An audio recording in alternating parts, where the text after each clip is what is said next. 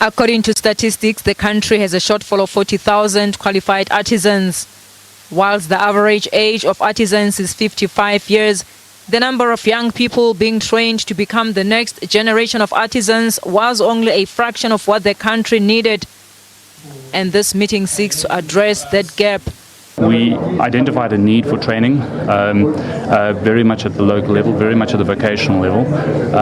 So we started the investigation around 2 years ago. We've completed the construction of a training centre, absolute state-of-the-art. Within the training centre itself, it offers artisanal training, which incorporates practical aspects of the training as well as the boardroom training. Large developmental and engineering projects are on the cards, but lack of artisans in the country could force these jobs to be filled by outsiders. And that's the reason government is creating partnerships with other agencies to urgently address this problem. If we don't tackle the issue of unemployment, all the efforts we're doing otherwise can be cancelled. We can build bridges, we can create African markets, regional markets, we can promote agriculture, but if the youth doesn't have jobs, then we're all sitting on a ticking time bomb.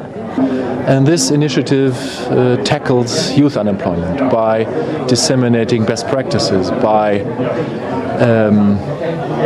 giving advice on how to educate young people better in order to meet the demands of the labor market and thus contributing to growth and development all over the continent. Government has invested billions of rands into the development of TVET colleges. TVET, I think, is always seen as secondary to university education, but really we understand in the interest of dealing with unemployment, skills development is critical.